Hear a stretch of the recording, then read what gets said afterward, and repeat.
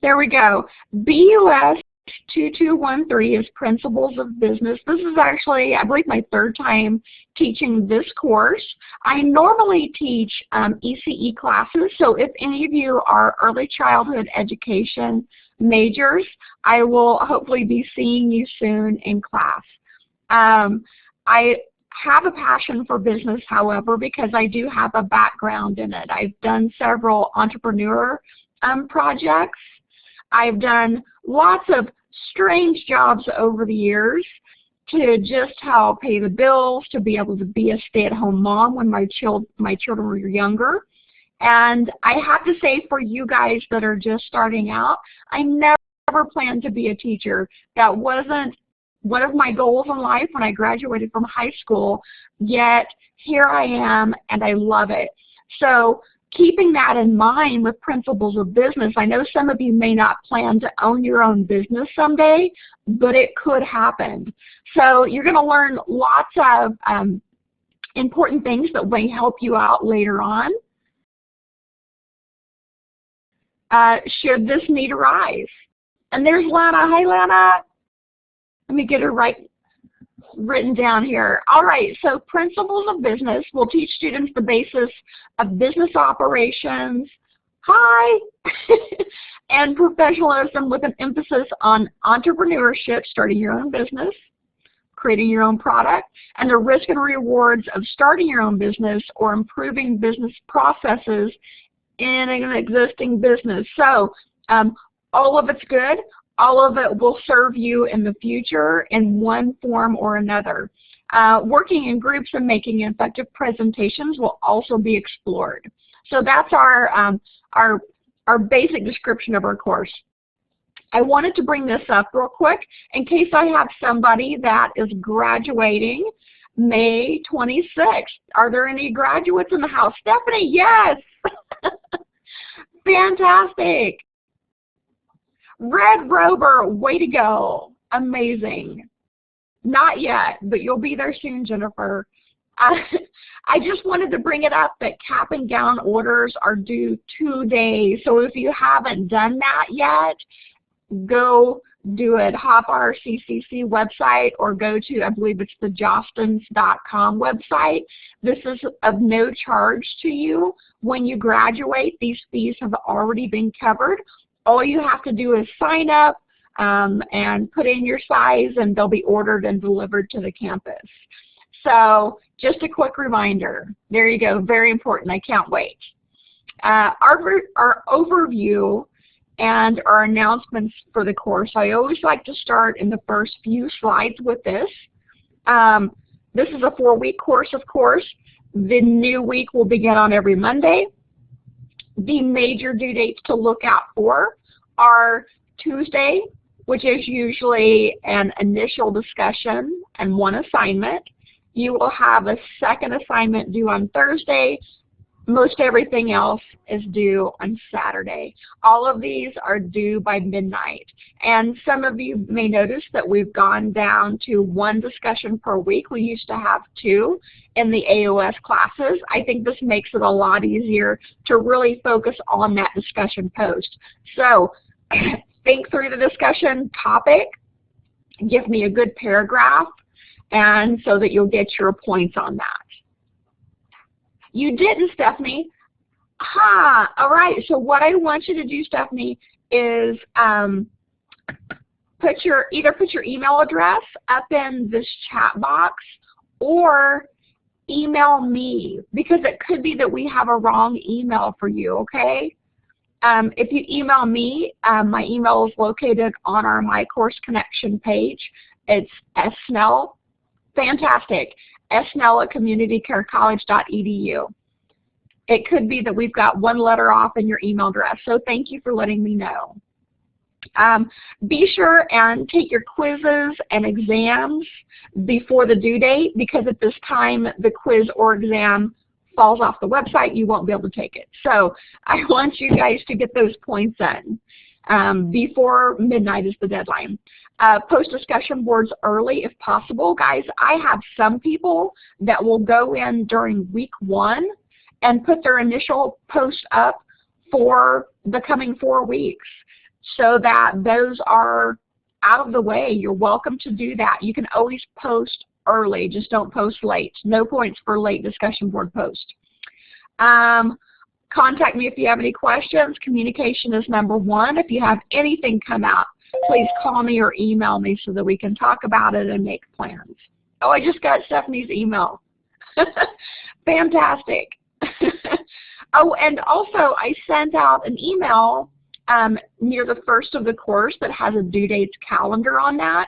A lot of people use that to keep track of their assignments. So you might print that off and check off your assignments as you complete them because it's easy to sometimes forget or think that you've posted something and you haven't. I use a checklist every week for my job, and so I think it's a great thing to be able to use. You're a multitasker. Great, Stephanie. Okay, next, where's the book? This question usually comes up. If you go to My Course Connection onto our course page, underneath this header, let me get my pointer out. I always like to use the sunshine when it's rainy. Okay, course content, where it says week 1, week 2, week 3, week 4, just below the announcements, you'll see this little statement. Click on the link below to access your course e-textbook, and it looks like a little puzzle piece. If you will click on that, that will send you directly to your textbook. We used to have a link higher up, and for some reason we could not embed that into each week and as we normally did. So we had to sort of extract it and put it in its own place. So that's where you access our book. And on to our first assignment, second assignment, 1.2, the supply and demand of coffee. This is always a question that I have come up that I wanted to go ahead and address before this assignment is due. I'm a coffee drinker. In fact, here's my little orange polka dot cup right here. I think 11 o'clock is a perfect time for the second cup of the day. Maybe sometime you guys are having tea or maybe water, maybe pop. Hey, that's okay. I want you to use your drink of choice. So on the supply and demand of coffee, you do not have to use coffee because you won't relate to it if you don't drink it. So you could use supply and demand of Pepsi, supply and demand of green tea, supply and demand of Gatorade, whatever you might drink, use that for this assignment so that it makes a little more sense to you. Okay, does that make sense? Even though it's called coffee, I know we're not all coffee drinkers. Okay, next, a goal without a plan is just a wish. So one thing that I want you to get out of this class is a goal and a plan. And we're going to research this quite a bit in our business plans. Our final project for this class, because I like to begin with the end in mind, is you are building a business plan. So you're making plans for the future, whether or not this happens. Okay, it's a simple plan, but we're going to walk you through the steps so that you have an idea how to build one of these if you ever need to.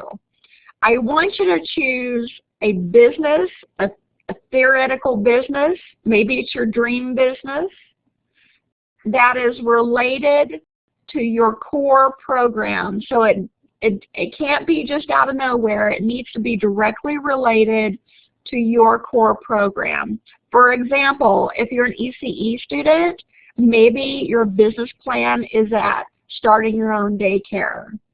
If you're a massage student, maybe it's opening your own studio. If you're a welding student, maybe it's building a freelance type business. So it needs to be related to your core, and we're going to start on it in week 1. This will be the best way to tackle it, is to do it a little bit at a time. Hi, Angela. Get Miss Angela written down too. Okay, so If you've already taken marketing 24-23, have any of you guys had marketing already? You have? Fantastic. Okay, some of you have, some of you haven't. It's not a prerequisite. It's just that if you've had that class, you've already sort of started. It probably was with Natasha. Exactly, because she teaches marketing quite a bit. Okay, great. So if you've already had that, you've already started some of the basics of a business plan. However, what we want to see is changes and improvements. So you cannot just directly turn that assignment in from marketing. It's not going to be set up the same way. It will have some of the materials in it that you'll need for this final project, but it won't have all. So you can use it as a starting point. So research, before starting this assignment, read page 110 in your textbooks, where it talks about what a business plan is. And also, here's 3 websites that there are links to on our course page. The Small Business Administration website, Business Plan Outline, and How to Write a Business Plan. You're going to learn some basics from each one of these. There's also a rubric to follow on exactly how this needs to be set up. Let me hop over here. Here's our grading rubric. Now, those of you that are on mobile devices, I know this print's going to be very small, but please know that the rubric is also located on our course page. So you can go to Principles of Business, and down at the bottom where it says Final Project, click on that. Within that page, you're going to see the Final Project rubric. So take some time to look through this so that you know how it needs to be organized. I'm going to go over just really quick through here because we're each week, in week 2 and week 3, we'll be going more in depth as well on different sections. So we're sort of going to address the beginning section in this week. You're going to come up with your business. You're going to come up with a company name, which we will talk about how to name your company, some tips for you. You're going to write an executive summary, company objectives, mission statement. Don't get overwhelmed yet. I know some of these sound crazy, but you're going to understand this project as we work through our textbook. You'll go, oh, that's what that is. Type of formation, which is located in Chapter 6. Then you're going to show products and services, if it's a product or a service, and we'll discuss that. Your competitive advantages, basically what makes you amazing. Your ideal location, what town, what street, what area. Also, your market analysis. You're going to do a little industry research, see if you have some competitors in your area or in your state. In a few instances, I've seen students have to reach out to neighboring states to find their competition. That's actually a pretty good sign. Management summary, you're going to list all the jobs in your business. Also, your organizational flow chart. And then lastly, you're going to have at least 5 citations or sources, and yes, they can be websites. And I want them to be nicely presented, easy to read. This does need to be in PowerPoint or Google Slides. So this would be an example of a presentation that you could give to a bank or a group of investors, people that you're going to try to get excited about your business idea, your business plan. And it's worth a total of 100 points, which is quite a bit. Here is just a screenshot from the U.S. Small Business Administration. Lots of good information on this page. Thinking about starting a business, creating your business plan, choosing your business structure. A lot of this information will tie up with the things in our textbook. So great place to go. There's a link to it in our course page. So week 1 final project goal. Although you don't have to turn something in each week, if you will start this week in our final project with these goals, you'll be on your way. So I want you to choose your product or service that you're going to write your business plan for.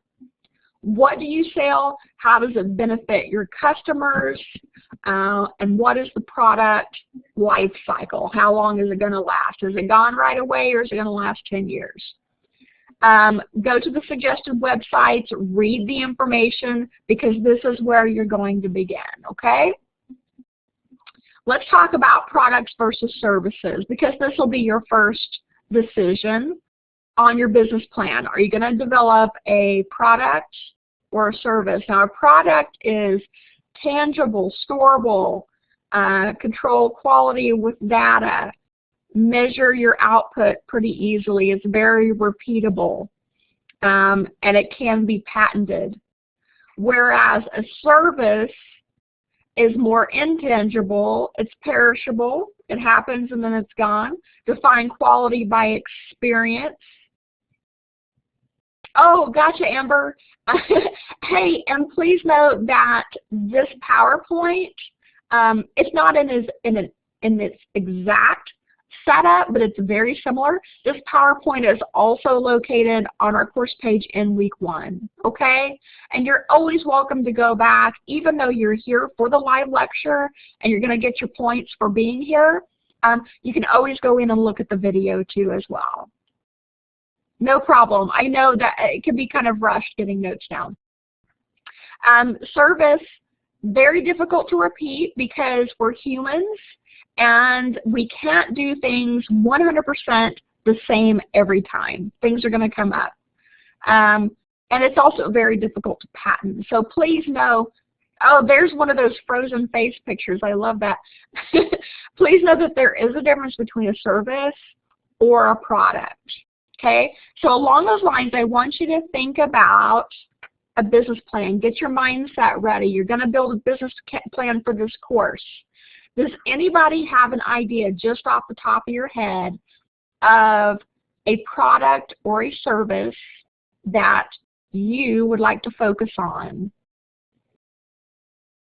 Give me ideas of your product or your service. Jennifer, nursing home. Okay, that would be considered a service in all the things that we do. Lana, cosmetic line, wonderful.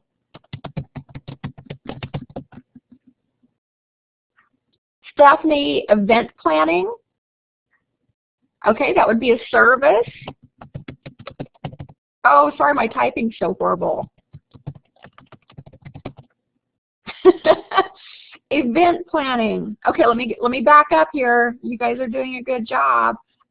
Felicia, medical consulting. Again, a service. Fantastic.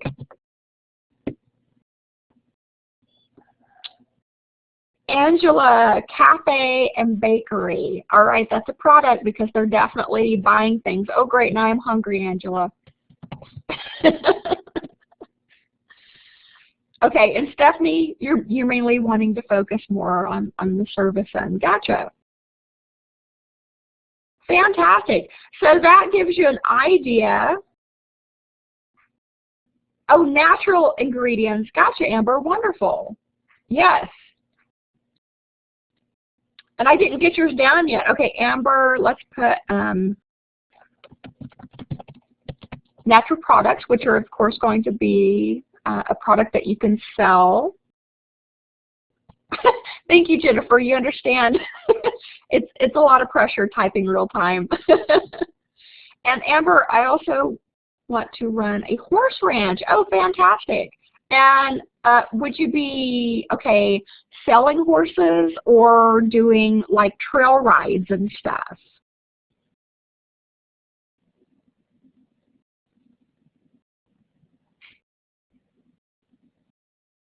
A program for, oh, fantastic. Okay, so Amber, that would be considered a service. I just about typed your name. Okay, horse ranch. Now, if you were doing horse breeding, that would be a product, right? Yeah. And here we've got Home health services. Oh, that area right now, Kira, is, am I saying your name right? I always hate when I'm not sure how to pronounce a name because my name is Shani and it's sort of strange. I know what it's like to have an unusual name. It's kind of fantastic though. Horse ranch, yeah, horse breeding would be a service, or well, actually both. If they brought geldings or if they brought mares to you, or stud services. It gets complicated, guys. Okay, and I didn't get home health services down yet. You guys have some great ideas. Home health services right now are really booming because of the current aging population we have. In fact, I spoke to some business leaders in Tulsa, and they say that services for our aging population is considered the silver tsunami.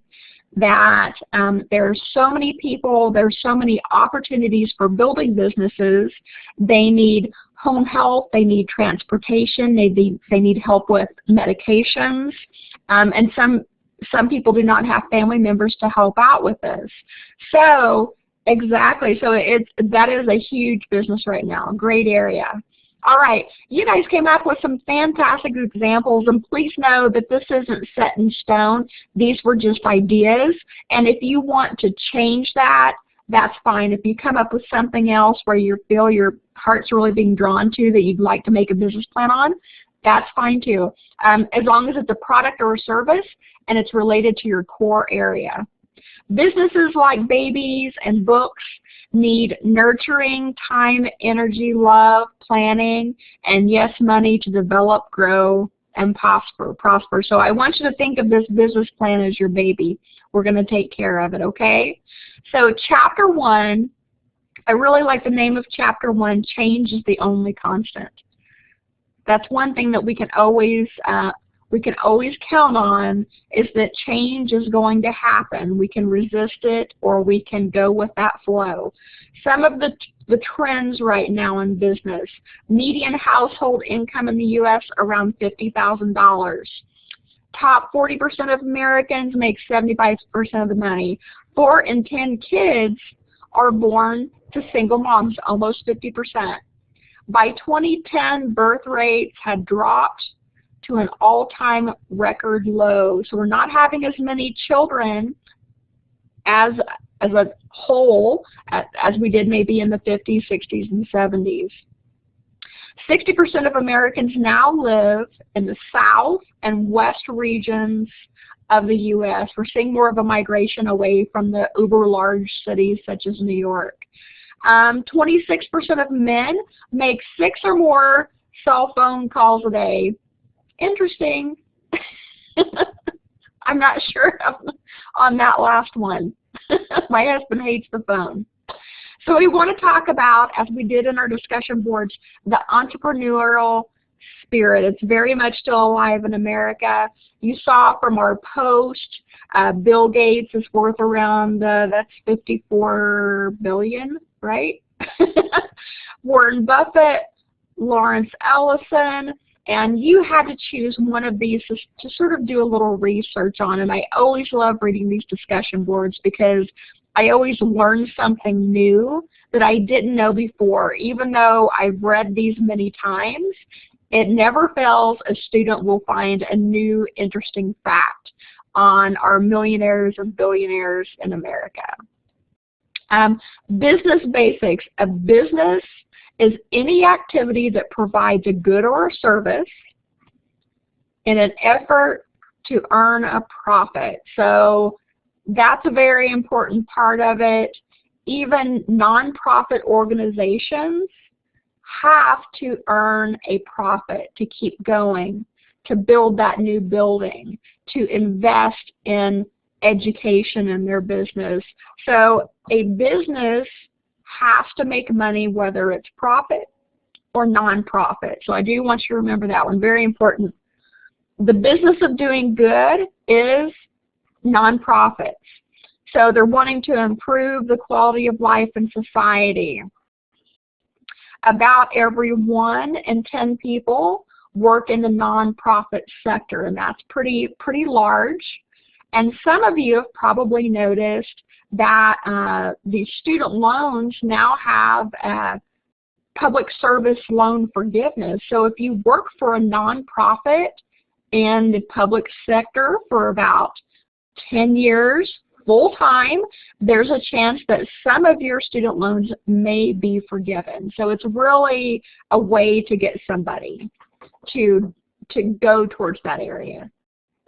Oh, no problem. Take doggy out to potty, I understand. Government is nonprofit. That's right, Stephanie. So it's kind of something to keep an eye on. Education is nonprofit, working for the city or the state.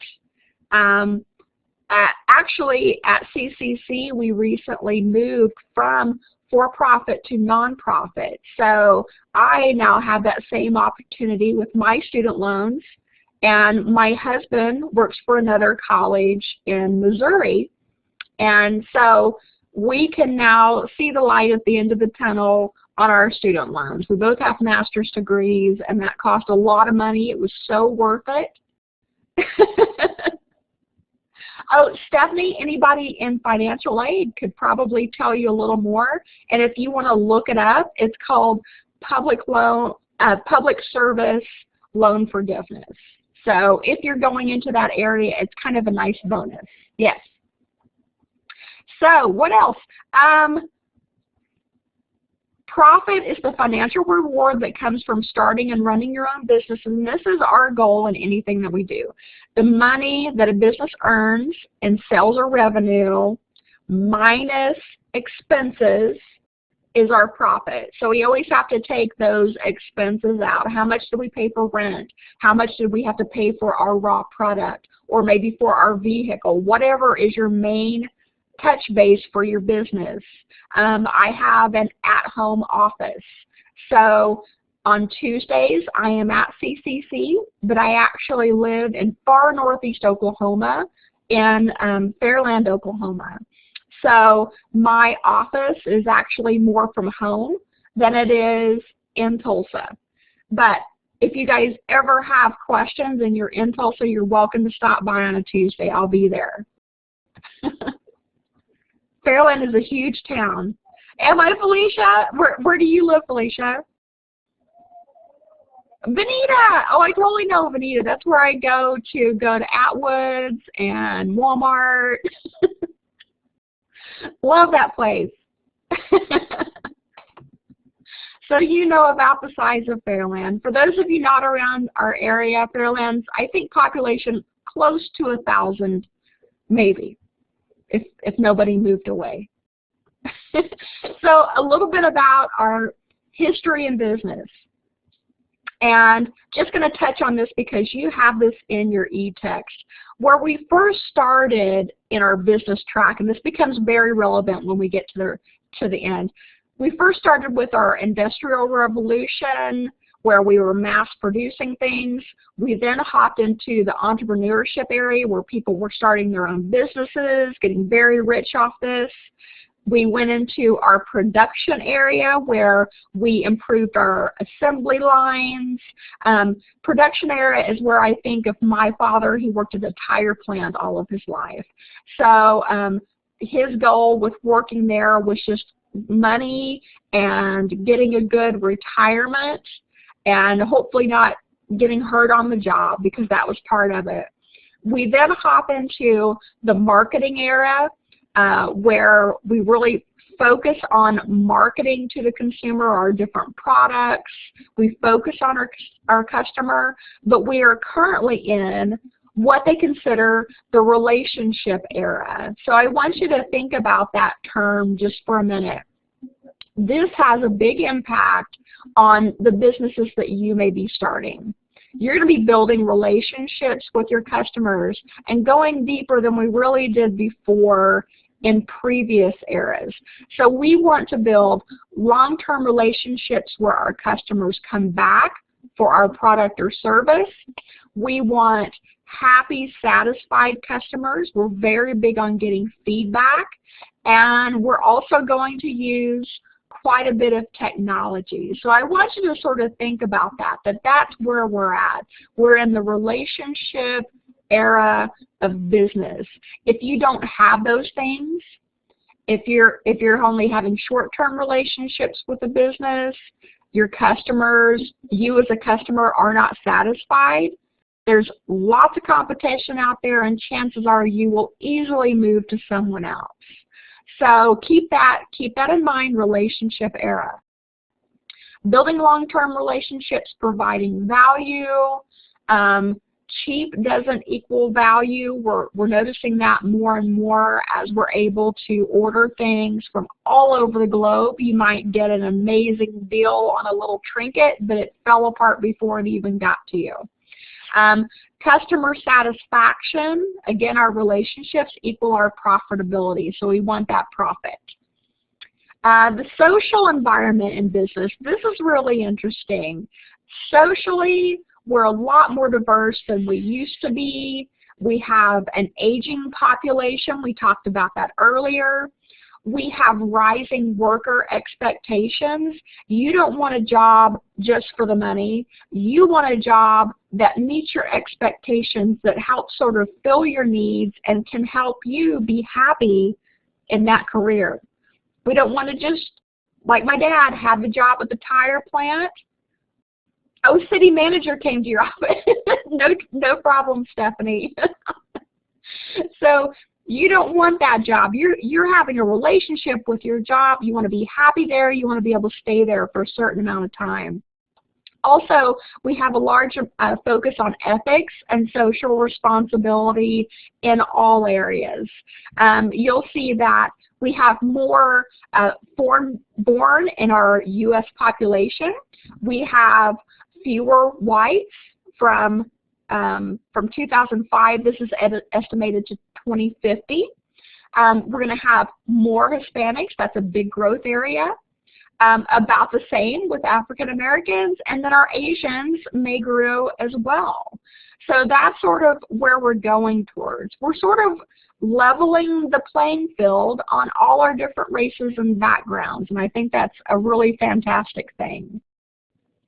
Changing social demands. Ethnic populations can offer robust profit potential. Here's an example. Investments in the Hispanic market has about a $4 return on every $1 spent. And the thing that comes to my mind are those fantastic Hispanic grocery stores or Mexican food. I could eat it every day, right? So exactly, this is a fantastic investment area right now. A diverse staff can yield a powerful competitive advantage. So we want to have people that can speak multiple languages. Whenever I was younger, my husband, who was my boyfriend at the time, his parents lived overseas in Germany, and I had the chance to go over and visit Germany. It was amazing. I got to travel around to some of the other countries that to us would be like driving to another state. I could drive 4 hours and be in France. We drove 6 hours and we were in Austria. So there's all these little countries close by. Oh, okay, gotcha, Jennifer. There's many countries close by, and because of that, there are also many languages close by. So we went skiing. I'd never skied on the mountain in my life. I had water skied. I lived by Grand Lake, so I grew up water skiing. Exactly. It's amazing, Amber, if you ever get a chance to do it. Oh, you have a cabin at Grand Lake. Oh, see, we're making all these connections. Fantastic. Well, Fairland is very close to Grand Lake. Yeah. So when I went snow skiing, our ski school instructor that was helping me not kill myself on the mountain, she spoke about 6 different languages. And that's very common for their area because there's so many different around. So the U.S., we need to make that shift as well. It's okay to embrace a second or third language. It will make you a lot more, oh, in Disney, gotcha. It will make you a lot more marketable. It was fun. It was. I wish I could go back now. They've retired now. So You want a diverse staff. It has to be effectively managed and planned for, and younger generations leverage diversity even more because it's part of your normal everyday life. That's right.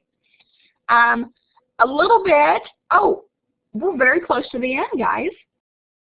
Yeah, okay, a little bit about business environment and how we're always changing. Think about this first question. How did the pizza industry respond to the increase in frozen pizza quality? I think if you'll think back or maybe ask your parents or grandparents what frozen pizza used to be like, it used to be like this little piece of cardboard that had very little flavor, and there wasn't a lot of varieties in crust.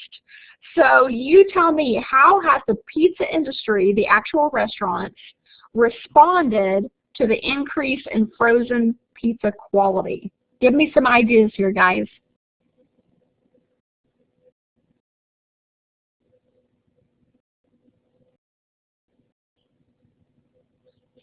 Oh, they made them fresher with more vegetable choices. That's right. Papa Murphy's is an alternative. It definitely is, Stephanie. You can pick exactly what you want on there and then come home and cook it yourself. That's really a step up. There's a wide range and types of styles of pizza. That's right. When you go into a restaurant, it's not just one or two crusts now. Sometimes it's 3 or 4 different crusts you can choose from. A larger variety of products within the same brand, definitely. If you've seen a Pizza Hut menu, it takes a while to go through all those different choices. Oh, definitely. Good one, Stephanie. You're seeing more and more gluten-free and carb-free choices on menus. Yes. Non-GMOs. Yes, some restaurants focus on that as well. Substitute for allergies like white sauces. I love white sauce, Amber. As my college kid tells me all the time. Fantastic. You guys came up with some great examples there. So the pizza industry has to now compete with the frozen pizza industry. So they have to offer about as much as the frozen pizza industry does as well. Another thing that we've seen is restaurant prices have came down a little bit because they want to draw you in to the restaurant, eat with us, stay here. So we've seen pizza prices come down in some areas as well. Very good. Now, next one. How has McDonald's responded to Starbucks morning drive competition? What has McDonald's done? Oh, you do. You have both across the street, extending their breakfast to all day. Yes, we see a lot more places doing that. So you're not just cut off at 10:30, right? Amber, exactly. They have their own McCafe coffee line. They're competing, and it's a little bit cheaper, making fancier coffees, definitely. Offering more coffee variety. That's good, Angela. Yes, it used to be just, okay, there's one black coffee, and you might be able to get cream and sugar with it, but that was about it. Exactly, Lana. I had to go back up. Products that are a little bit cheaper than Starbucks, so they're competing with them. That's right. And pasties at some location. That's right. So we can see that they have definitely had to compete with each other more, whereas before there was no competition between McDonald's and Starbucks. So they're sort of meeting in the middle there. How has Starbucks responded to McDonald's? We've already gotten that. They've begun offering food at their establishment as well, so you can get a breakfast along with a little fancy coffee. How has technology changed? They have cake pops. Oh, don't get me started on cake pops, Stephanie. Those are good. How has technology changed the home phone use, you know, the regular old landline, and area codes? Home phones are almost extinct. That's right, Jennifer. Hardly anyone has home phones anymore. Do you know anyone off the top of your head that has one? Your grandmother. My mother does too. Grandma, yeah, exactly. So mainly the people in the older generation still has a landline. So they may have a landline as well as a cell phone, and they're kind of paying a lot of money for that. But they have this certain security in having that landline that's hard to let go of.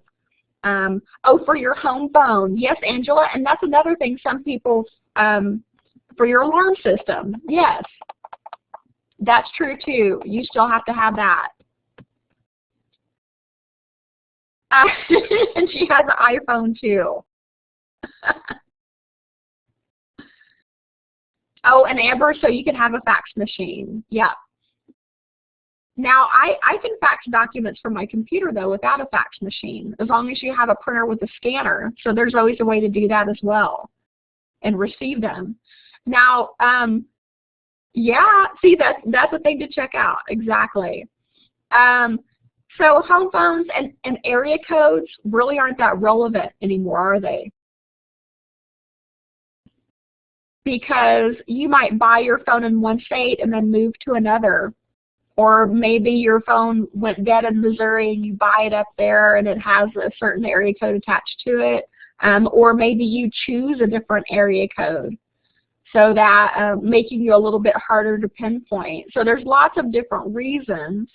And here's another one. Home phones, kind of a thing of the past. How about phone books? Something that we used to dearly rely on.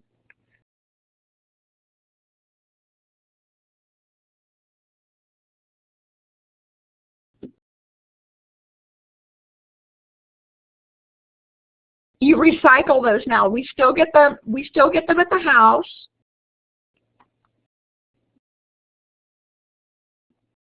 Oh, I still get them in usually in my mailbox. But you're right. It's hardly ever on the doorstep anymore. Yeah.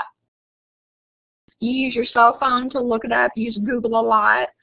They are smaller, Angela, because fewer people are advertising in them, because it's a pretty big expense, and you're not necessarily reaching as large as a market as you used to.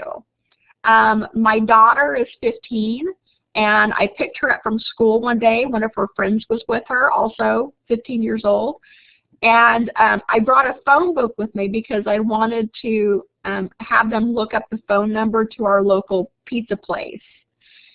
And I kind of threw the phone book back at them and said, hey, look up the number to Mr. D's. And